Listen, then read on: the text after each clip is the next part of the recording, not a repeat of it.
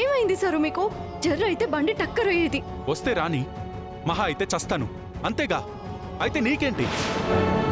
నువ్వెళ్ళు, జల్దీ పోవాలన్నావు కదా. హ, నువ్వు భానువి జానువి కాదు అన్నావు కదా. వెళ్ళు భాను, వెళ్ళు.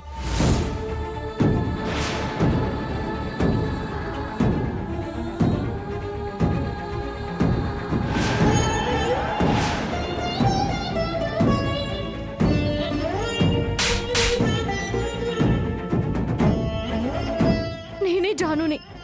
చాలా నాకు తెలుసు జాను. అయినా నువ్వు పేరు మార్చుకోగలవేమో కానీ ఆ పేరు నిన్ను మార్చలేదు.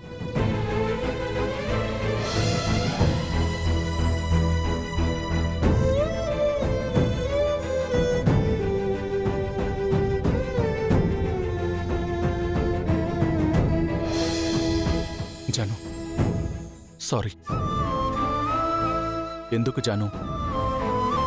జాను భానులా మారి ఇలా అయిన వాళ్ళందరికీ దూరంగా బతకాల్సిన అవసరం ఏమొచ్చింది?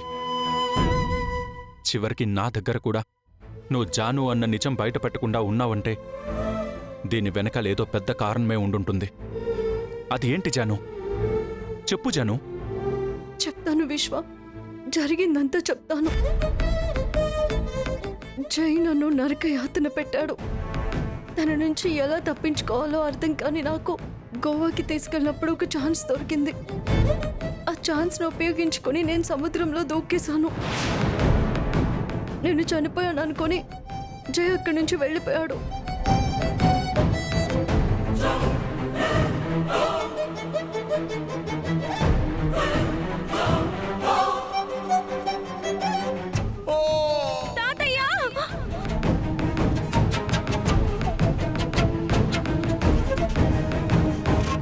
వాడిచి దూరంగా వెళ్ళిపోమా.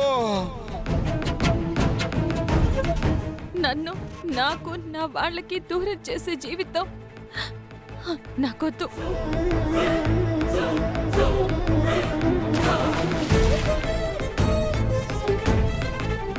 ఈ అమ్మాయిని ఎక్కడన్నా చూసావా?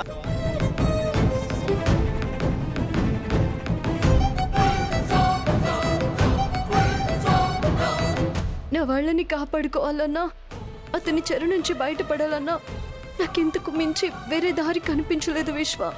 అలా అని ముందు గనక ఆలోచించకుండా సముద్రంలో దూకేస్తావా? నీకేమైనా అయితే? ఇంకెప్పుడు అలాంటి పని చేయకు. నీకు నీడలా ఉంటూ నిన్ను కాపాడుకోవడానికి ఈ విశ్వ ఉన్నాడన్న విషయం మర్చిపోకు.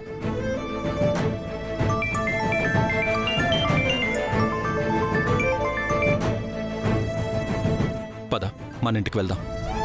విశ్వ, నేను భానుని కాదని ఇంట్లో తెలిస్తే? నువ్వు ఇంట్లో భానుగానే ఉండొచ్చు. ఆ జైగాడి పీడ విరగడయ్యేంత వరకు నువ్వు జాను అన్న విషయం మన ఇద్దరి మధ్య ఉంటుంది. పద వెళ్దాం.